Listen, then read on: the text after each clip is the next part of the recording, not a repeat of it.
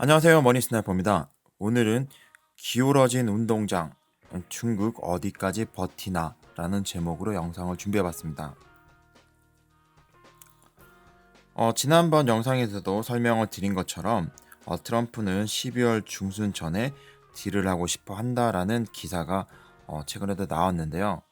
그런데 제가 지난번 영상에서 한번 설명을 드리면서 미국과 중국 간에는 딜이 정상적으로 저희가 원하는 바 글로벌 증시가 전 세계가 원하는 바대로는 이루어지기가 힘들 거라고 설명을 드렸습니다. 오늘은 그 내용에 대해서 보다 더 자세하고 알기 쉽게 설명을 드리려고 하는데요. 여기에 나오는 기사처럼 12월 중순 그리고 그 이전에는 11월 16, 17일 있는 칠레 에이펙 정상회담에서 두 정상 간의 만남이 예고되어 있다라고 설명을 드렸습니다. 그래서 저는 이렇게 가지고 있는 그 투자 가능 금액 비중에서 10%에서 많게는 20% 정도만 중국에 잠깐 투자하는 것으로 제가 설명을 드렸는데요. 그러면 제가 미국과 중국 간에 지금 현재 제목에서 설명을 드렸던 것처럼 기울어진 운동장이 된 이유, 그리고 미국과 중국 간의 협상이 쉽게 이루어질 수 없는 그 이유에 대해서 설명을 드리려고 합니다. 먼저 8월, 미국은 중국을 환율 조작국으로 지정을 했죠. 이러한 시그널은 전 세계에 중국과 무역, 교역, 그리고 외교 관계에 있어가지고 쉽게 결정하지 말라라는 미국의 경고이기도 합니다. 정면전으로 중국에 날리는 경고이기도 하지만 주변국에 날리는 경고이기도 하죠. 관련된 내용에서 문우신 같은 경우는 트럼프 대통령의 감독하에 중국이 환율 조작국임을 결정하였다고 8월 달에 발표를 했습니다.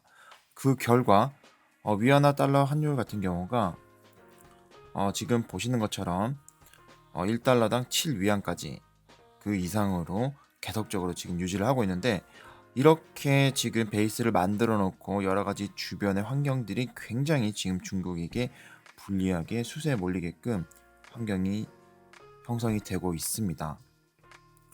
먼저 아프리카 돼지열병.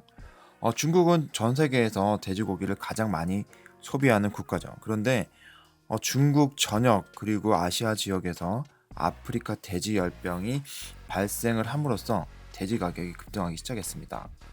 지금 연간 돼지고기 중국의 돼지고기 생산량과 소비량을 보시게 되면은 매년 이렇게 굉장히 빠른 속도로 증가를 하고 있죠. 앞으로는 더 많은 돼지고기 소비량이 일어날 것으로 예상을 하고 있는데, 여기에 맞물려 있는 것이 바로 중국의 대두 수급입니다. 이 대두 같은 경우는 돼지의 사육 사료로 이용이 되고 있죠. 그래서 미국으로부터 수입을 하던 처음에는 이게 무기가 되었었는데, 지금 이렇게 무기로 활용하던 카드를 미국에서 역으로 중국에게 굉장히 불리한 상황으로 만들어 버렸습니다. 그거는 바로 앞에서 설명드렸던 환율 조작국 지정과도 연관이 있는데요.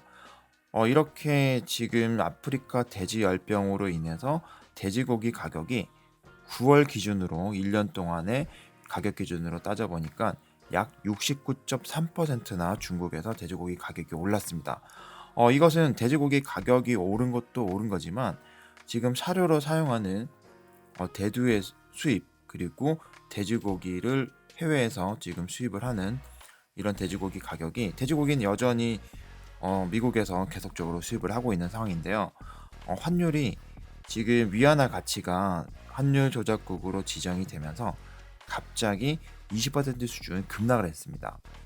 위안화 가치가. 그러다 보니까 중국에서 해외로부터 수입하는 가격 자체가 굉장히 많이 올라가는 그런 상황이 발생을 한 거죠.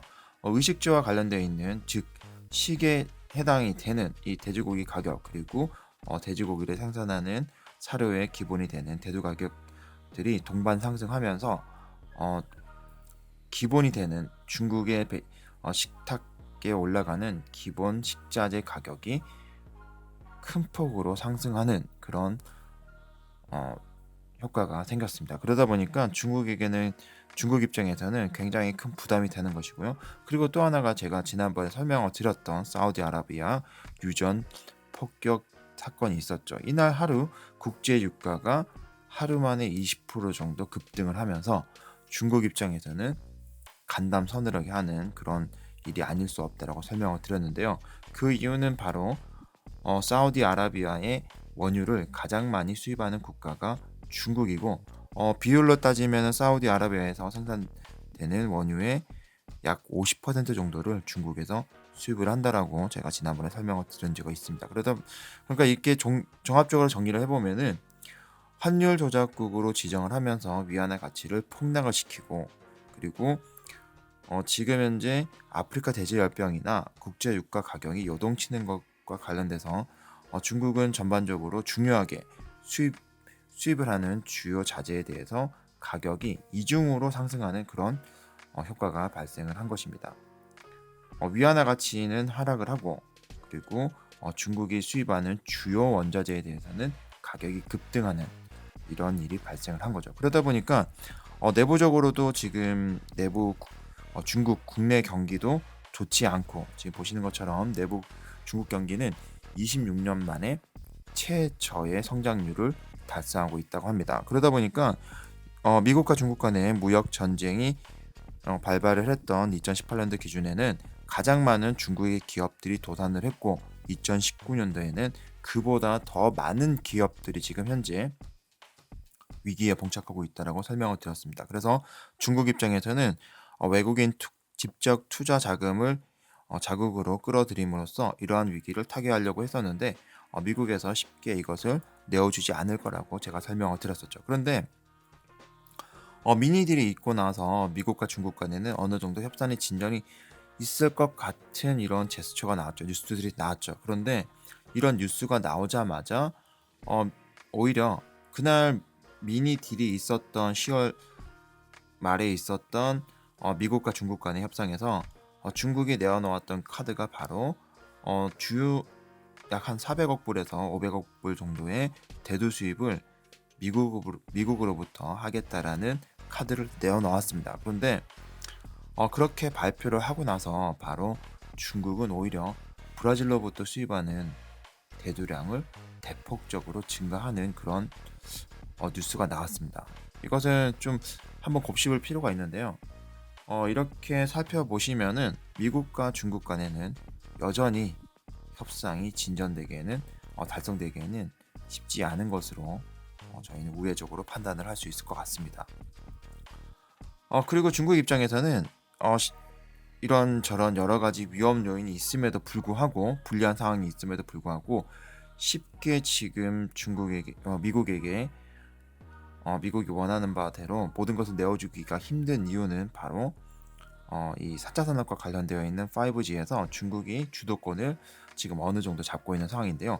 2018년도 기준에서 CITA에서 발표된 보고서에 따르면은 국가별 5G 경쟁 순위가 중국이 1등, 그리고 대한민국이 2등, 3위가 미국, 그리고 4등, 5등 등이 보시는 것처럼 순위가 이렇게 나오고 있습니다. 그러다 보니까 중국 입장에서는 모처럼 정말로 힘겹게 앞으로 100년을 좌우할 수 있는 5G에서 지금 선두권을 힘겹게 잡고 있는 상황이고요. 그리고 미국 입장에서는 이런 중국의 5G 경쟁력을 깨부수려고 하는 그런 움직임이 지금도 이루어지고 있는 것을 확인할 수가 있습니다. 그래서 단순히 과거에 있었던 일본과의 프라자 합의처럼 환율이 조정이 된다든지, 아니면은 기술력에 대해서 어느 정도 중국이 기술력은 되진 않더라도 가격 경쟁력이라든지 여러 가지 요인에서 경쟁력이 있다고 하더라도 쉽게 미국과의 이제 협상 즉 딜이 형성되기는 쉽지 않은 것이 지금 현재 상황인 것 같습니다. 그리고 브라질 채권에 대해서도 간단히 설명을 드리면은, 요즘 많은 분들이 지금 우야야 하는 부분이 뭐냐면은, 채권 가격은 지금 제가 지난번에 막차 관련된 브라질 채권 이제 막차를 타십니까 하는 그 영상을 보여드리면, 그 영상으로 소개를 해드리면서 이후에 브라질 채권 수익률이 드디어 6%에 진입을 했다라고 설명을 드렸습니다. 그래서 브라질 채권 가격은 계속해서 가격은 상승하고 있습니다. 즉 채권 수익률은 지금 이번 주 금요일 날 기준으로는 6.5% 수준으로 굉장히 큰 폭으로 상승을 했습니다. 그래서 채권 가격은 많이 올라가 있는 상황인데요. 그런데 저희가 투자하는 입장에서는 원화로 이제 헤아래 투자를 하다 보니까 원헤아라 환율이 좀 중요한 의미를 담고 있는데, 이 환율 같은 경우는 오히려 채권 가격분을 좀 반납하는 그런 움직임을 나타내고 있습니다. 왜 이런 현상 흐름이 나타나느냐 이렇게 궁금해들 하시는데, 이는 당연히 지금 보시는 것처럼 원화는 달러 대비 강세를 나타내고 있고요. 그리고 브라질 헤아라 같은 경우는 달러 대비해서 지금 현재 여전히 약세를 나타내고 있기 때문에 상대적으로 저희가 우리가 투자하는 것은 지금 브라질에 투자하고 있기 때문에 이 환율의 흐름이 상대적인 것으로 지금 확인하실 수가 있습니다. 그래서 원화는 달러 대비해서 지금 상대적으로 헤아라보다 강세에 놓여 있다. 그래서 당분간은 이러한 흐름 자체가 이어질 수 있는데요. 그 중요한 내용들은 뭐 이런 내용이 있습니다. 세계경제포럼 WEF에서 한국의 위상이 나날이 상승을 하는 것을 확인하실 수가 있는데, 국가 경쟁력 순위에는 총액으로 기준해서 작년 기준에서 15위에서 지금 현재 13위까지 올라갔고요. 브라질 같은 경우는 71위로 지난해 대비해서 한 개당 상승하는 수준에서 지금 머물러 있습니다. 그리고 한국 같은 경우는 세계 경쟁력이 13위이지만 가장 현재 지금 글로벌 시장에서 가장 중요한 전자통신 부분에서는 1위를 차지하는 그런 기염을 토해내고 있습니다. 그러다 보니까 앞에서 보셨던 것처럼 5G 관련해서 중국이 2018년도 기준에서는 경쟁력이 1등, 그리고 대한민국이 2등을 차지할 정도로 앞으로 시장에서는 한국의 영향력이 굉장히 전 세계에 주목을 받을 가능성이 굉장히 높아지는 것을 확인을 하실 수가 있습니다. 그러다 보니까 원화가 상대적으로 좀 강세를 나타내고 있는 분위기고요.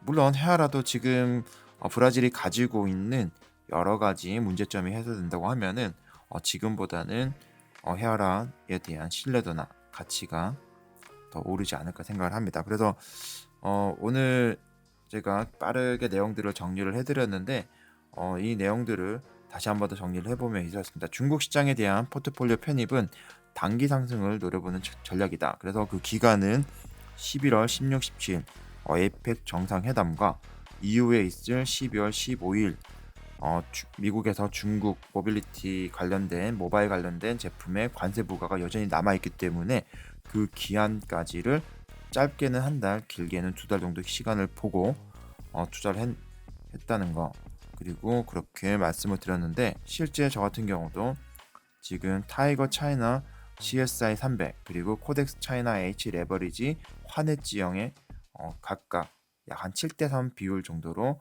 지금 현재 투자를 했습니다. 분할해서 매수를 했고요. 월요일부터 금요일까지 매수를 했는데, 금요일날 가장 많은 비율이 조금 들어간 것 같고요. 여러 개 된다고 하면은 시장 상을 봐서 월화 정도까지 추가적으로 매수할 예정입니다.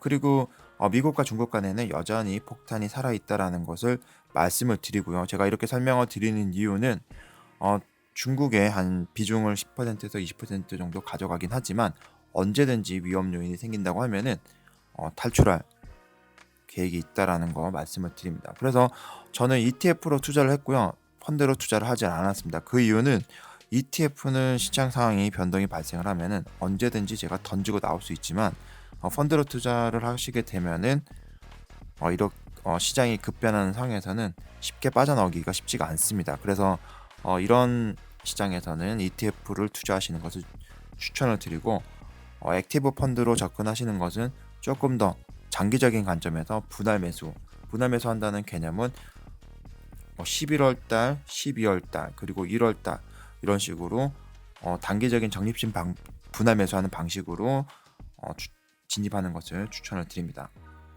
그리고 브라질 채권 같은 경우는 채권 수익률이 이제는 6%대에 안착하는 분위기고요. 그래서 환율을 보면서 기대 수익률을 세후 한 4%에서 5% 수준으로 낮게 생각을 한다면 여전히 접근해 볼 만한 구간인 것 같긴 합니다. 그렇지만 기존에 매수하셨던 분들은 추가적으로 매수하는 것보다는 조금 더 관망을 하시는 것이 좋으실 것 같고요. 추가적으로 매수를 한다면은 이전에 매수했던 금액보다는 작은 수준에서 약 1억을 매수했다고 하시면은 한 5천만 원 정도, 5천을 매수하셨다고 하면은 2, 3천 정도로 처음에 매수했던 금액보다는 좀 작은 비율로 매수를 하시는 것을 추천을 드리도록 하겠습니다. 그리고 일본 증시가 좀 특이하게 움직였는데요. 태풍 피해가 역대급으로 가장 피해가 컸음에도 불구하고 강한 흐름을 보이는 것이 특이한 점이었다고 할 수가 있겠습니다. 그래서 일본 증시 같은 경우는 이제는 거의 끝물이 아닌가 이런 생각을 해보고요. 그래서 오늘 지난 한 주 동안에 있었던 내용들을 빠르게 정리를 하면서 앞으로는 어떻게 계획을 잡으셔야 될지에 대해서 조금 설명을 드렸습니다. 그래서 다음번 영상에서는 제가 5G 관련 ETF 영상 다 끝나지가 않았거든요. 지금까지 미국에 상장되어 있는 5G 관련 ETF를 소개를 해드렸고 다음번 영상에서는 국내 상장되어 있는 5G 관련 ETF를 소개를 해드리려고 합니다. 그렇게 되면은 이제는 거의 다 5G에 투자하는 ETF로서는 저희가 어느 정도 거의 다 분석이 끝나고요. 그러면은 이러한 ETF들 중심으로 어떻게 포트를 구성을 하고 매수는 어떤 순서로 어떤 비율로 가져갈지 같이 한번 고민해보는 영상을 소개를 해드리도록 하겠습니다. 그래서 오늘 영상은 여기까지고요. 오늘 영상이 도움이 되신다고 하면은 좋아요, 그리고 새로운 소식을 받고자 하시면은 구독을 부탁드리겠습니다. 머니 스나이퍼였습니다.